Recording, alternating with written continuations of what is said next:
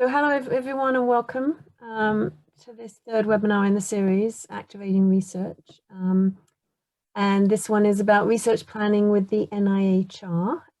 During this webinar, we're going to be talking about who is available to support the development of funding applications and design of research, and also what resources are available through the NIHR and when you might contact them, and also how to approach local departments and organizations for research support. So we're actually going to have 3 presentations today about what is offered by the NIHR Research Design Service, the Clinical Research Network, and the Applied Research Collaboration.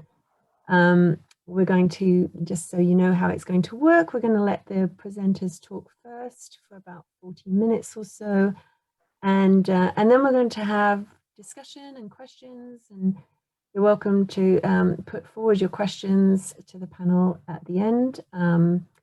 We also have a chat open, and you can put your questions in the chat at any time. So while the presenters are talking, it's fine to put them in there as we go along. So you don't need to wait until all the presentations are done. If you would like to ask questions after the presentations, we do ask that you push the raise your hand button before you unmute yourself. Just as a quick introduction to us, I'm Elaine Kingwell. I'm chairing, and I'm with the Research Design Service as a senior advisor.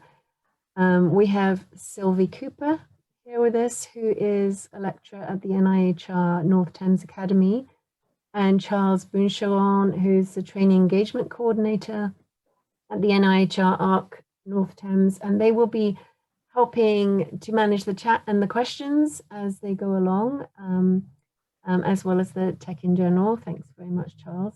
So the way we are going to move forward is we're going to have the 3 presentations, and we're going to start first with Dr. Peter Lovell. It's my pleasure to introduce Peter, who is the director of the NIHR Research Design Service in London, and he's going to give us an overview of the RDS and what it can do. Great, thank you, Elaine. Good morning, everyone. I've got a few slides I'd like to share with you today. Yes, good morning. So as Elaine said, I'm the director for the NIHR Research Design Service in London.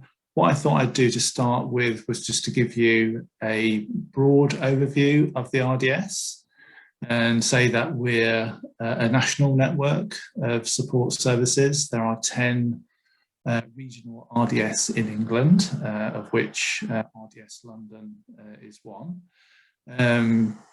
We are here to help support those who are putting together research grant applications or fellowship applications for national peer-reviewed funding streams. And that's predominantly for the NIHR funding streams, though we also cover to some extent the Research Council and also medical charities as well.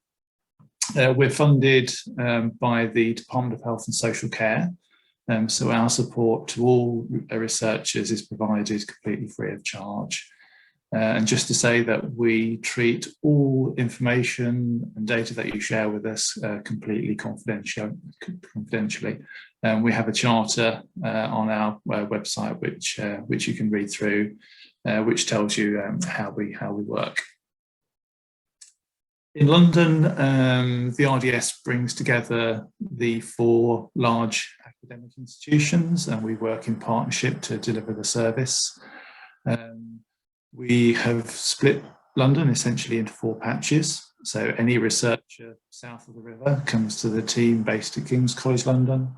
Those in the east of London go to Queen Mary. Those in the north central portion go to UCL, and those in the west of London go to Imperial. We have teams of advisors based at each of those centres. They're teams of experienced researchers and academics who have experience of putting together research grant applications. And I suppose what I'm saying on this slide is we have pretty much all the methodological expertise covered. So we have very good coverage of stats and trial design, health economics, qualitative research methods and health psychology. We've recently added expertise in data science, and we emphasise the importance of public involvement and considering research ethics at an early stage, so we have expertise available in those areas as well. As I said, we're funded by the Department of Health and Social Care, and we're part of the NIHR family. We've been given the task of increasing the volume and proportion of high quality research grant applications. That's our top line metric. And we do this by providing expertise on study design and health research methods. So that's how we meet our aims. Our support is typically much broader than research design. We have a very good appreciation of the requirements of the various different funding streams, and we can help align your research ideas and research projects with a suitable funding stream and help you prepare an appropriate application. We always review team composition when we hear about your research, and we can certainly help identify others you should be working with collaboratively, so we can advise on other team members you should have. We emphasise the importance of public involvement and considering that at an early stage, at the design stage. We help get the story right, get the narrative right, describe how your project can realise patient benefit and the longer term impacts. We also appreciate that not everyone gets through first time, and we're very happy to work with you on the feedback you get from a funder, and we can help you to do a resubmission as well. As I said, we appreciate the importance of public involvement and doing that at the design stage. We have specialist patient public involvement advisors. And over the years, we've developed up many of the questions we've been asked into a set of online resources and the PPI handbook, and those are both available through our website. We run bi-monthly PPI workshops for researchers, and those go through all the practical aspects of doing PPI and involving patients in advisory groups and getting their feedback. We provide a bursary scheme. So for those who require a small amount of money to, say, set up a meeting with a group of patients, to pay for their time and for their travel costs and for room hire, we have a small funding stream of up to £350 per project, which can help pay for those initial PPI activities.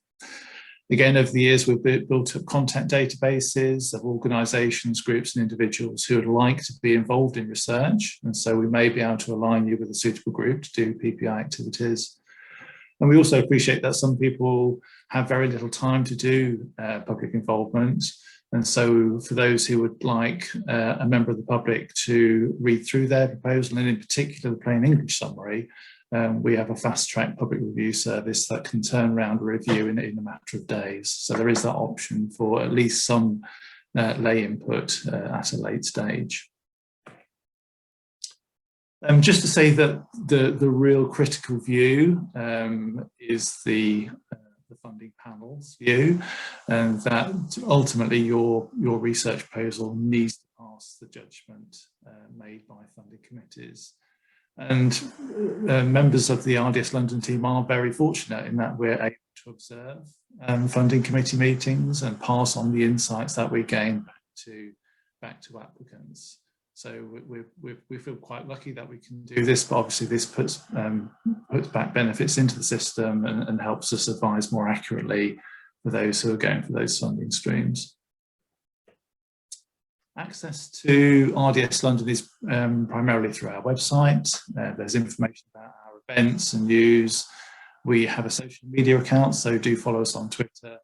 And there's a more detailed account of that support offer online as well. We deliver support in a variety of ways for those who are at the very early stages who have an idea for research or made an observation in clinic and want to know if that could be developed up into a research question and proposal. Our drop-in sessions are most suited to that. So no paperwork is needed, literally a half an hour discussion with one of our advisors on your idea and how it could be developed and whether the NIHR would be interested in funding it. We hold information events around the more popular funding streams. So we have 2 fellowship information events per year. We do that in collaboration with the NIHR Academy, who give an overview of their schemes. We have previously successful applicants and members of the panel who give insights on the interview panel and what they're looking for. Over the years, we've developed up many of the questions we've been asked into online guidance. So there's several sections on our website under qualitative and quantitative and PPI methods. For those who have got more developed proposals and have been working with the RDS for a few weeks, we offer them an opportunity to come to our proposal feedback fora and present their proposal and receive on-the-spot feedback from all of our research methods leads. Very happy to do mock interviews for those who are going for fellowships and get through the early stages. But the main route really is through completing our support request form. And on our website, there's a green button which you'd need to press. There's a short form which collects some demographics, and you can attach a copy of your early draft for our review. So if you do submit a request for support, typically you'd get assigned one of our general advisors, who then acts as your case manager.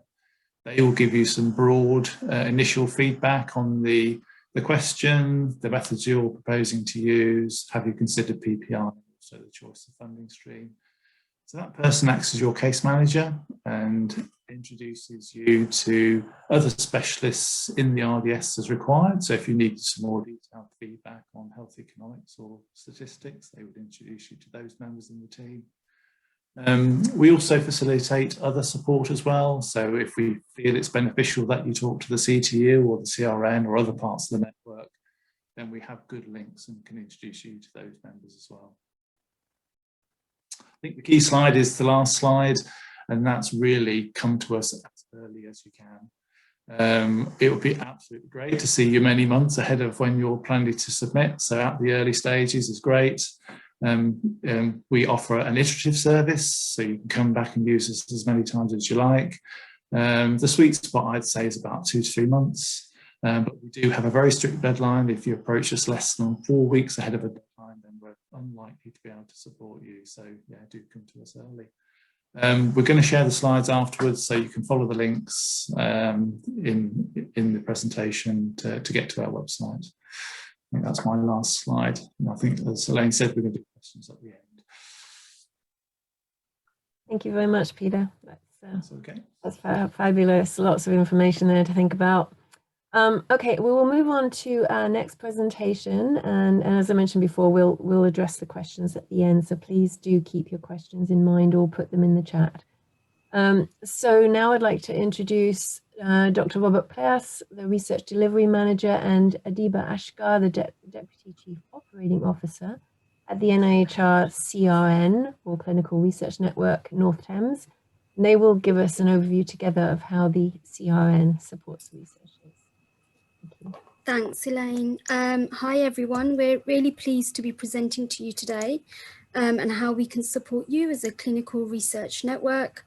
Robert and I are doing a bit of a double act. So as Elaine said, I'm the Deputy Chief Operating Officer and Robert is our Research Delivery Manager, who will go on and speak to you in detail about the expansion of our portfolio into social care. And I'll provide a bit of an overview. So with me to start off with, just going to go to the next slide. So what is the Clinical Research Network? The roles of the clinical research networks across the country are there really to increase opportunities for patients to take part in clinical research. And we aim to provide a professional support through the delivery of any research project that goes onto our portfolio to ensure that, one, we are bringing business into the UK, but also that we're enabling our patients to have access to the most updated technologies and medicines available. And that also has now expanded recently into social care as well. So in particular, we are North Thames. Both Robert and I work for the local network. So we cover, and you can see a little map here, we cover Essex and Hertfordshire, the North London area, and primary care in Bedfordshire as well. We as an organisation are hosted by Barts Health, and we currently have 22 NHS trusts. We've got 19 CCGs, so the clinical commissioning groups, and that encompasses 850 general practices that we work with. So as well as that, we have social care organisations, which has more recently included the local authorities, so that we can also deliver research in the social care and community settings. And like I said, Robert will talk about that in a bit more detail later. So we are number 13 over here, quite a big piece in the puzzle. But this is all of our networks. So we have 15 across the structure in England. The services I'm going to talk to you about today are covered by every single network. So we do aim to provide a standardised service to all researchers across the country. So what do? We allow access to high quality research, so it's advancing knowledge and improving care to both patients, public and health and care organisations. As an organisation and agreed with Department of Health, we support the cost for delivery staff. So they could be nurses, clinical trial practitioners, data managers, research admin assistants. And in the main, we cover the cost where you either identify or consent those participants.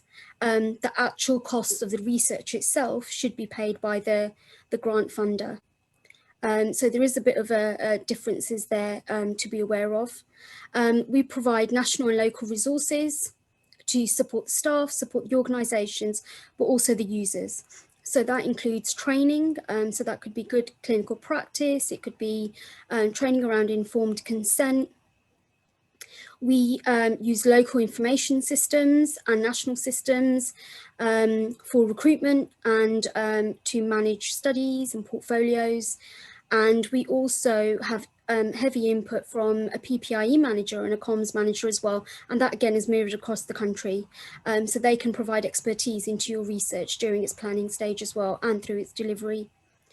And then we do also support the partner organisations in our region to market the opportunities and facilities and functions that they have and ensure that we also draw commercial companies into that, so we can provide patients and users with as much exciting and new knowledge as possible. And then we have all networks provide a study support service. So this is really ensuring that the studies deliver to time and target. And that's always to ensure that the study is successful. And so, again, very similar to the RDS, it's very good to come very early on to see us, because then we can really input into the challenges that we might identify to help you identify sites and ensure that your study is performance managed and then delivered effectively. And in general, I don't know if this is too small for yourselves, but these are the general areas that we cover. So all these specialty areas are covered by us in all settings. So as I said, primary care, acute care, tertiary, social and community care settings. Now I'm going to move on to sort of 3 questions. And the answers are here, so no one's going to be asked to put their hands up or choose the options, but it's just to give you a bit more detail about what the network can do, because I know the overview could be quite high level. So what do researchers need to do to access support from the network to deliver their research in either NHS or non-NHS settings? So make a funding application, at least undertake an audit, apply for the CRN portfolio eligibility and undertake a research project, or apply for portfolio eligibility and undertake at least a service evaluation project. And the answer's highlighted in B, but it's really just to make clear to yourselves, it's only if your study is a research project would it be eligible for the portfolio. So it's just to sort of sow that seed. And then how is a study deemed eligible for inclusion? So a study has to go through this eligibility process to ensure you can access all of the support I talked about earlier. So how do you do that? So research study is taking place in a school, it's funded appropriately for its duration and it meets the priorities and needs of the NHS. Or it's a research study, it's taking place in a hospital, but it's funded by a hospital charity and it has value to the NHS. Or C, it's a research study taking place in a GP practice and it's funded by a pharmaceutical company, but it hasn't been subjected to peer review. So again, the answer that's highlighted is the correct answer. And I suppose what I really wanted you to highlight to yourselves was your funding, your study needs to be one, value to the NHS and high priority, but it also needs to be subjected to independent peer review. So that is part of the portfolio checks that are undertaken. And then lastly, it needs to be funded by an independent and in open competition. It cannot be hospital charity funding. And as I said, it can be pharmaceutical funded, but then it has to be subjected to an independent peer review. So again, just to highlight those sort of nuances there. And then my last is just to give you a bit more details around our study support service. So you've probably cottoned on by now. The answer is A, but just to give you a bit more detail on what these services are. So early contact and engagement is a flexible advice and support service, and it's for study sponsors and chief investigators. So it's usually for the central study team, and we talk to you about how you can deliver the study to time and target. And this is really tailored towards the type of research project you have and the stage of that research project. The next service in there is early feedback. That is only provided to commercial contract research. It's not provided to non-commercial grant-funded studies. But basically, we help you to obtain expert advice for protocol development, for setup, or for decisions on how to apply your research in the UK. There is then a site identification service, and that does apply to both non-commercial funded or commercial research. And basically, we facilitate identifying organisations that have the right facilities and have the right equipment and have the resources available to deliver your study effectively. And we signpost you to those organisations. The other service then is optimising delivery. So this is a service that we undertake just for the non-commercial studies. So the study is funded by grants, and the assessment we undertake is ensuring that any challenges we've identified for your study during its delivery is identified to you very upfront. And then we have an action plan that's produced, and that then forms the effective study startup piece, which is basically where we draw out all the recommendations we've made to you so that we can ensure that study will be effective, and also ensure that any dates and times and targets for your study are applied at the outset, but the advice we provide is very consistent for every study site that will participate in your research. And an output of both of those, optimising delivery and effective startup, is that we have a performance monitoring review plan for your study, which indicates how we're going to actively support you to performance manage your study, and so that we can be successful, flag to you at very early stages if maybe recruitment isn't going so well, and how then we can maybe approach more sites, maybe close down the sites that aren't doing so well. Maybe the sites don't have enough resources. We can have conversations locally to ensure that your study does get the right resources and what have you. But then also we use it an opportunity to capture lessons learned for that study as well. So that's everything from me. These are some key contacts. Our local study support service address is here, and also the national portfolio team details are here if you had any questions, or the Support My Study team contacts are there as well. And I will take this opportunity now to hand over to my colleague, Robert. Robert, do shout to me when you need me to change page. Thank you. Thank you, Adiba. That's a really good introduction to CRN. I just want to talk about a new initiative that the NIHR have funded for this year and also for the next few years, which is to expand outside the trusts and primary care settings into what we're calling non-NHS. So that could include prisons, schools, care homes, and other sort of community-based services, which a lot of primary care teams already do deliver in. So, for example, we're in North Thames CRN, as Adiba explained, but our partners next door to us in Northwest London, their primary care team deliver services within prisons there. So they're, sorry, not their primary care team, their mental health trust. So for North Thames, if you could go forward, please, Adiba. What we're looking to do is to develop a new workforce. So as I said, this is part of a strategic initiative coming from the NIHR for the CRN for this financial year and, as I say, beyond for the next few years. And so what we're doing is we're working with existing social care researchers and people who work in mental health services, so dementia as well, to expand into what we're calling the social care space.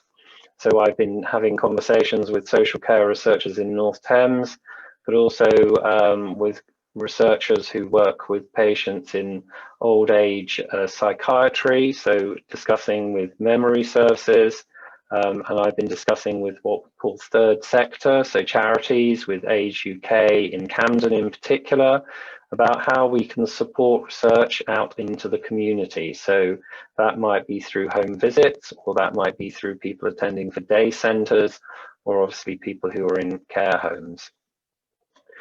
The other initiative we have alongside this is that we're supporting public health researchers in local authorities, and we're also working with our CRN colleagues in the Eastern region to support that in Hertfordshire, because Hertfordshire County Council spans both North Thames and Eastern CRN regions.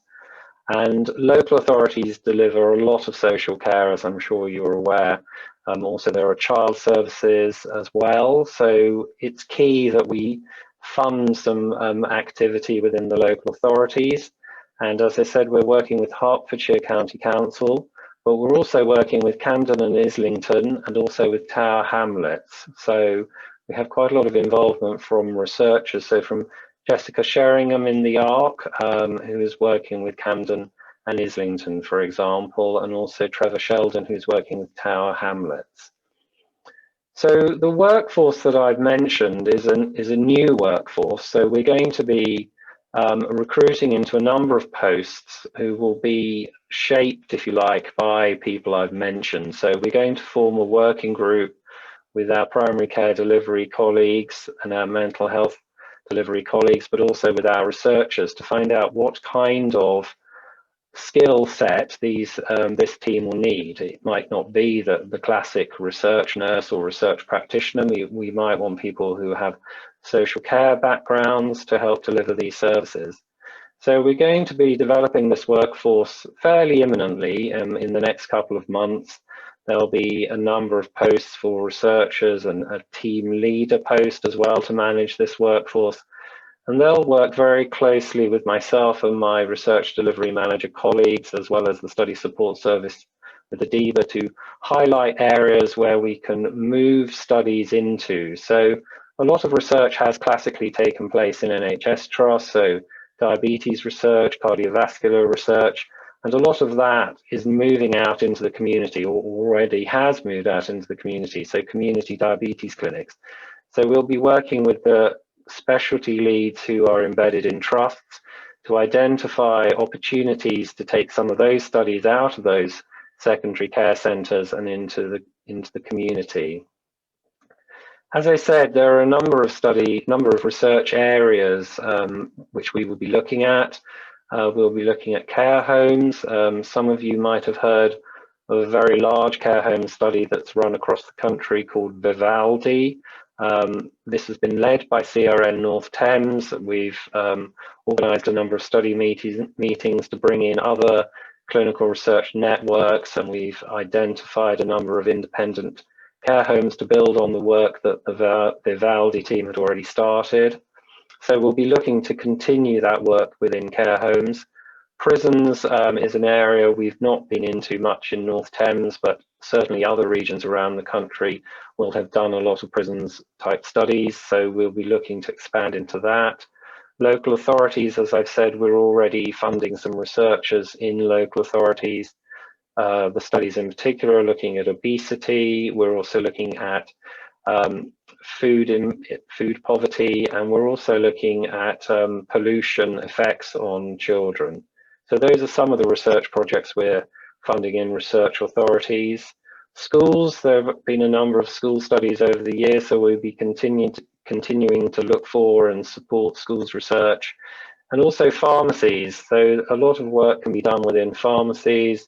So we have a sort of a range of pharmacies across the North Thames region who've helped in the past with research projects. So highlighting research to people who come into the pharmacy, to customers, and where they provide other services, like Boots provides optometry services, highlighting specific sort of ophthalmology research projects. And then, as I said, we have community centres, which there are a number of community services run in community centres by primary care and community trusts.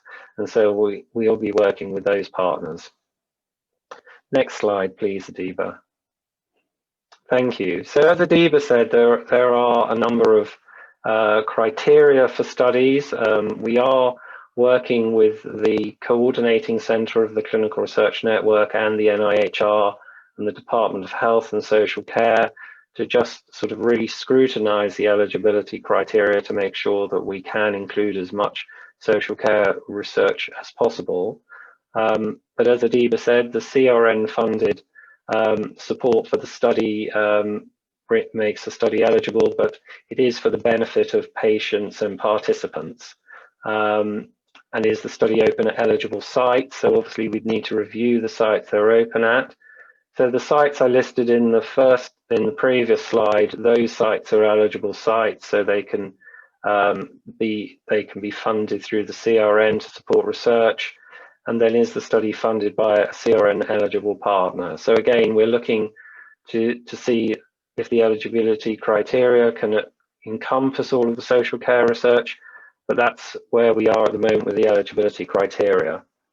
So if you do have any further questions about the details of this, you can contact me directly. That's my email address. And thank you very much for listening and joining. Thank you.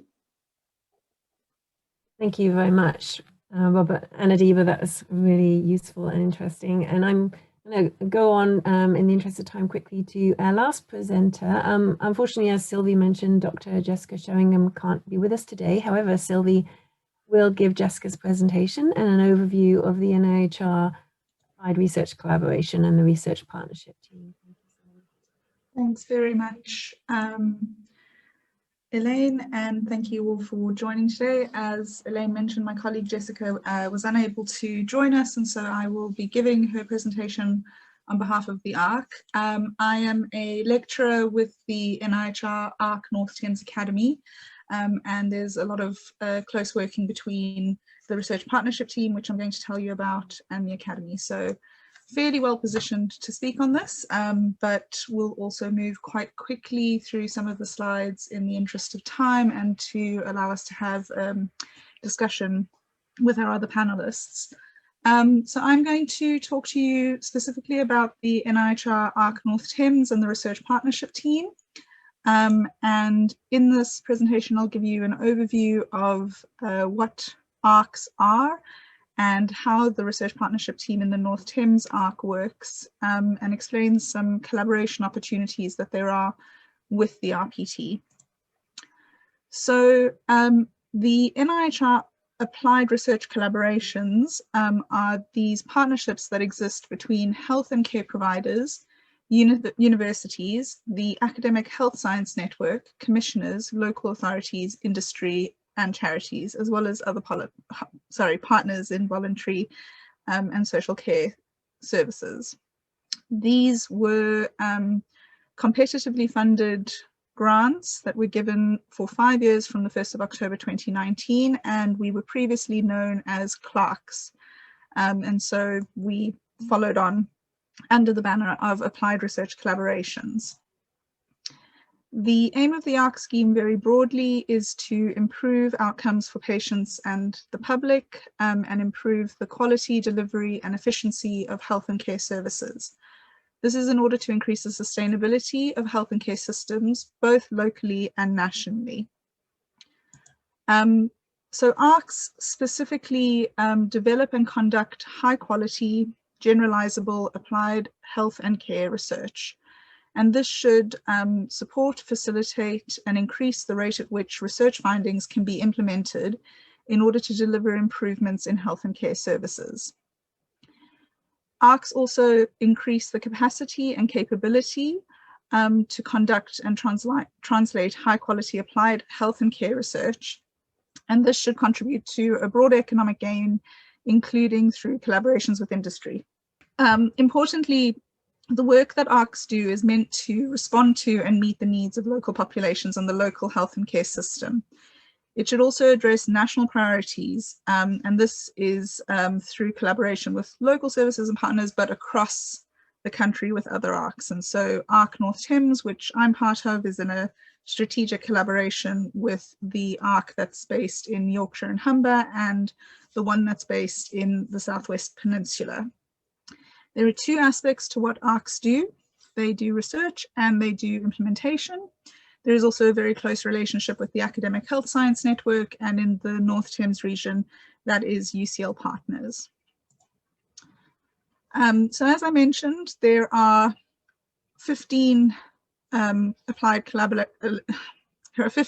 research collaborations across England. And these are aligned with 15 organizations in the AHSN. So you can see that we are talking about the North Thames one, and that also maps with the Clinical Research Network based in London. The ARC North Thames geography, as Adiba and Robert mentioned, covers parts of Bedfordshire, Hertfordshire, Essex, and North Central and North East London. And it maps onto the Academic Health Science Network region, which is the case for other ARCs too.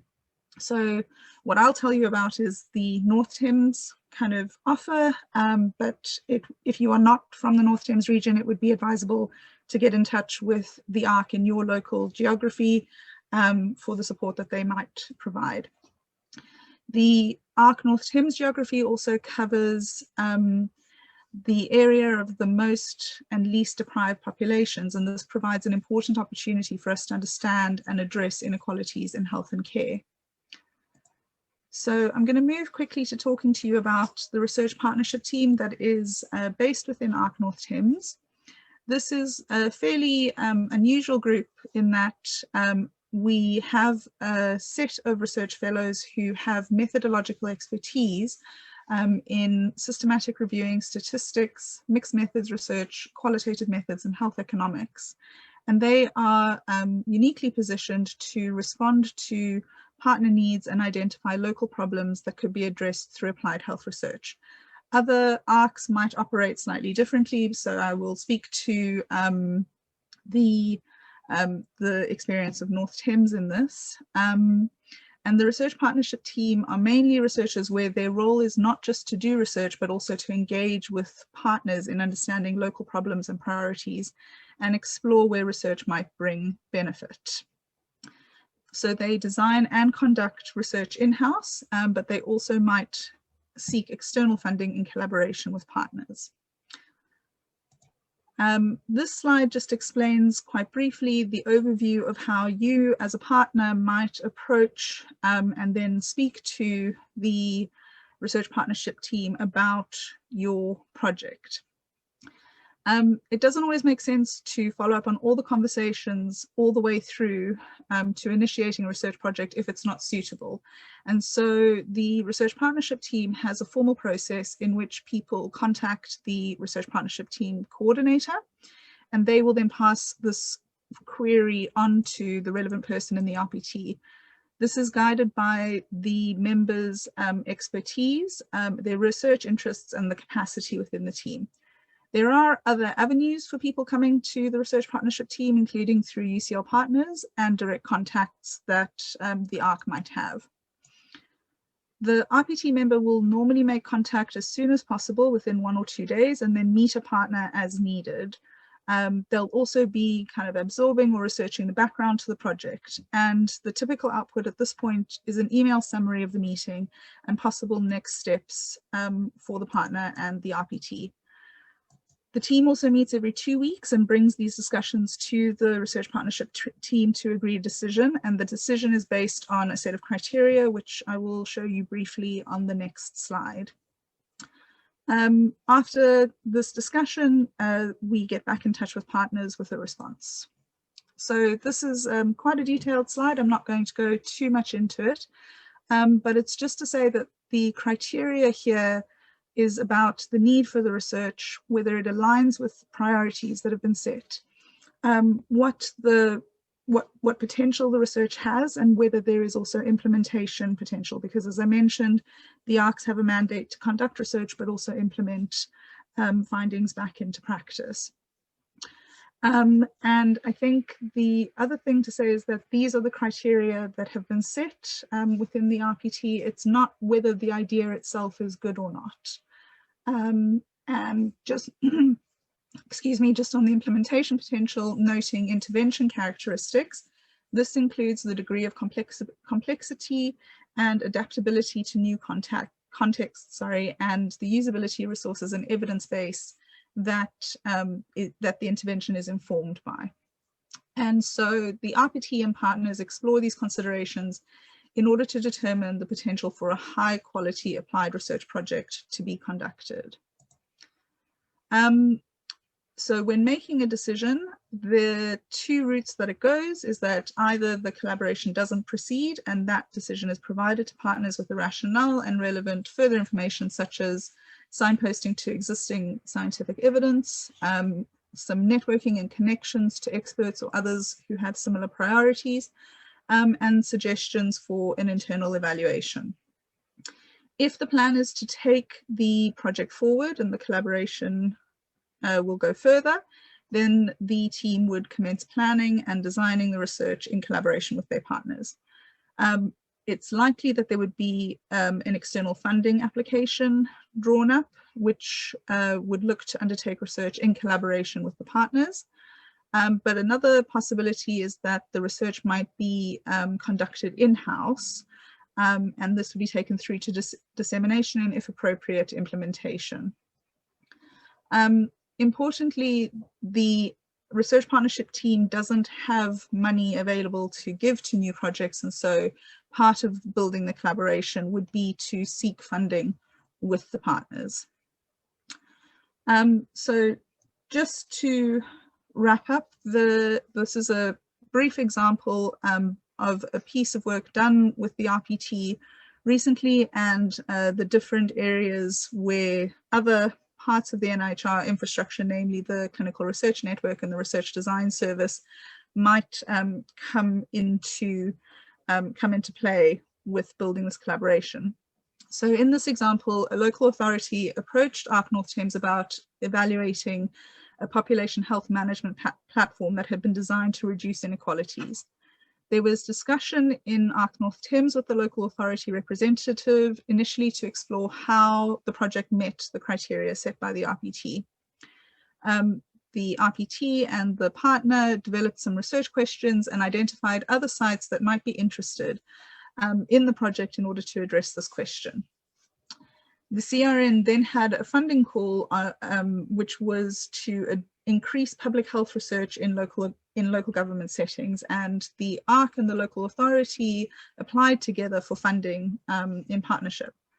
The funding was successful, and it provided the group with protected time to set up an in-house feasibility study and build the collaboration. We were also able to get insight for the researchers on the context and the priorities that this research was going to address. There was expertise available for the local area, for the local authority on the research methods. So that's about the methodological expertise available in the research partnership team, as well as signposting to existing evidence. We were also able to signpost to research capacity development and the ARC Academy courses and training opportunities. If this was going to be taken further, we might also consult the Research Design Service for feedback or guidance on our research plans and to apply for further external funding. So just to summarize, not just this talk, but the 3 talks that you've heard, it's important to think about where you go for what. And support is available to people working in academic, clinical, local authority, and social care settings for research. So if you would like some advice on sources of funding for a research idea, your first port of call would be the RDS. You would also speak to the RDS for advice and guidance on study design and research methods, as well as advice on public involvement and input. If you are at the stage of getting a funded research project off the ground, then support is available from the CRN. And if you'd like advice about a local evaluation, the NIHR North Thames Academy, which is where I'm based, we offer evaluation clinics, which are short appointments to speak about your project with a researcher. If you would like to collaborate on a research idea or implementation of research relevant to other organizations within and beyond North Thames, then your signposted group would be the NIHR North Thames Research Partnership Team. And so you can contact us for research or other inquiries on this address, and we'll share the slides afterwards. Thanks very much for listening. Thank you very much, and thank you to all of the presenters for excellent presentations. So I'm going to open it up for questions. I don't see any in the chat right now, so if anyone does, please do put your hand up or post something in the chat. In the meantime, maybe I can just ask the panelists to give some information about how the past year and changes in your clinical needs and resources due to COVID, the clinical needs and resources due to COVID have affected how your organizations are working and how you've been able to support research. So, you know, what are you doing given all of that as well to restart research more broadly? Maybe each of you might be able to comment on that. Yeah, sure. I think the pandemic has undoubtedly accelerated the digital transformation of RDS. I think our support lends itself to remote working. We quickly transformed our services so that they could be easily accessed online. A lot of our advice giving fora were adapted for online use. We run our PPI workshop as a webinar. Our advice giving can easily be given remotely through email or through video calls such as this.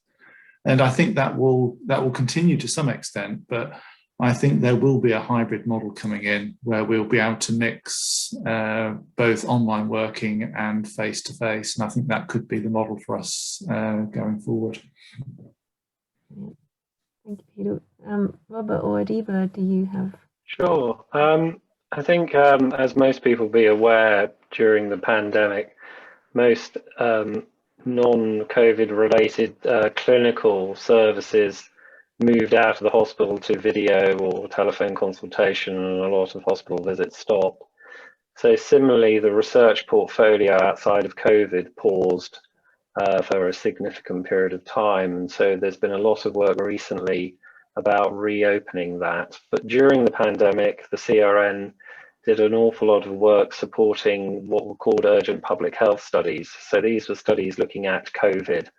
They were prioritized based on essentially what they were going to be delivering to the public generally. And many of you might have heard or read that dexamethasone was given a license to be prescribed widely for people with COVID, and that came directly out of research platform studies that the CRN had been supporting around the country, and also within what we call the devolved nations, so Northern Ireland, Scotland and Wales. So we really did sort of put a lot of effort into supporting these studies. We've recruited over 1 million participants to COVID-related research during the pandemic. A number of staff were redeployed from their normal research roles into COVID-related research or even frontline clinical support, particularly in the first wave. Ourselves, within our own clinical research network, we had a number of qualified staff who were redeployed to COVID studies in trusts, so moved away from actually the core function of the CRN. So I think it's fair to say that it did affect our business quite a lot, but we adapted really quickly and delivered extremely well to it. So, you know, we've done a lot of work, and now we're working quite hard to bring back the previous non-COVID portfolio. Did you have anything to add to that, Adiba? I just wanted to add, I suppose, about the vaccines, and, you know, oh yes, of course, yeah, that impact in year from the vaccine task force starting up in the summer, to the point that in December the first set of patients were being dosed with the Pfizer vaccine, and then obviously still now the Oxford and AZ one, and that was all due to the research that came out of the networks, but also the service users and the healthcare workers and the patients who were happy to be part of those trials to get us to where we are now, you know, in the real world. And I think that's amazing. This year has really shown us what can happen at pace, at scale. And some of those lessons learned, hopefully, will go into the future. Thank you. Sylvie, do you have anything to add? I think not at this stage. I see that there are a couple of questions that might be helpful to ask the panel. Questions that come up in the chat, so maybe we will go to those. So I'm just looking at Alexandra's question for Peter. Does the RDS give help to those looking to develop a PhD application if it is in a relevant field? And maybe you could add what is a relevant field. Yes, we can. We work closely with the NIHR Academy, and we support all of their personal awards. So the Academy has streams suitable for those who are developing a PhD proposal. They have their doctoral fellowship schemes. There are streams which are open to clinicians and allied health professionals, and also academics. And those come around twice a year. In September, we have a fellowship information event where the Academy comes along. So if you'd be interested in attending that, that will give you a very good insight into the scope of their funding. And we can then take you on from there. And we're very happy to work with you on your ideas for a fellowship application. Obviously, those applications are quite different to normal funding projects, in that they also involve a training and development program. And so that's another element we're happy to support you with as well. Thank you. Is there such a thing as a relevant field, just briefly, when you're coming to the RDS? The RDS deals with all applied health and care research. We don't get involved in anything too sciencey. We're all applied health and care researchers, so it needs to be nothing preclinical, nothing involving animals or basic science. Thank you. And then Michelle says that she's a clinical dentist researcher with a couple of possible research topics involving patient care. Is the RDS the best place to receive support with planning and possible funding? Yes, I think so. I mean, come and talk to us about your ideas. We can help align you with a suitable funding source. We've supported many dentists before in their ideas for research, some through the NIHR project funding, through the NIHR Research Patient Benefit Scheme, but also quite a few dentists to the fellowship schemes as well. Thank you. So Donna says that from the presentation, it sounds like the CRN can be very helpful for study design planning. However, the closing comment suggests that she wouldn't approach the CRNs for support until she had secured funding. Is that true? I think that, or not that I think, I know that as part of your grant application, there is obviously the element that you need to put how much is research costs, how much are service support costs, how much are excess treatment costs. If you need any of those paid, you should definitely come and talk to the network before making your grant submission, because we will support the submission of your SOCAT, which is what it's called. However, if there were certain sources of funding, we could obviously signpost you to them, or maybe, as Peter says, you know, to go to the RDS, but that funding will need to be secured before we can really actively start supporting you, getting the study onto the portfolio and what have you. So it's not a complete no. You do come and talk to us, and dependent on that, we will navigate you through the process. Great. Thank you, Adiba. So I know we're getting close to the end of time. I don't know how that managed to fly by. There was just a last comment, maybe some changes in the delivery of current healthcare due to COVID might be an interesting thing to venture into. I don't know if you have very, very brief comment about how moving forward the healthcare system changes due to COVID are impacting the services, or how you see that moving forward. Yeah, so I'll just quickly answer. Yes, one of the things that a number of chief investigators have been doing recently is adapting their protocols to move away from what were originally face-to-face interviewing, consenting with participants, to online virtual consenting with participants so they can take part in studies, but obviously also looking at how the studies structured as well to minimize the number of times participants would actually need to come in for follow-up appointments or face-to-face. So there's a lot of things we can do to still impact on research, but yes, I think that's a very good point. We do need to be a bit cleverer, if that's the right phrase, about, or bad English rather, about how we actually do. Are there any more comments about that? Otherwise, I think what we might do, just to let everybody know that it doesn't mean you can't ask more questions. You certainly can email Sylvie if you have any questions as a follow-up to this. Unfortunately, we have run out of time, so I'm going to say thank you very much to all of our presenters for excellent presentations, and also to Sylvie and Charles for all your organisation and help with the presentation as well. Sylvie is going to follow up with resources, so she will be sending out, I believe, you'll be sending out a package, Sylvia, is that correct, of resources and contact information. So you will be able to get back to us. Also, there will be a questionnaire asking for your feedback, and we would really greatly appreciate you filling that in so that we can design webinars and such, and questions and answer things in the future. And this webinar, I believe, is going to be posted on the website. Is that correct? Yep, in due course. Okay. Have I missed anything? Just thank you very much, Elaine, for chairing, and Peter, Adiba, and Robert for speaking too, and all of you for attending. Thank you very much, everybody. Thank you.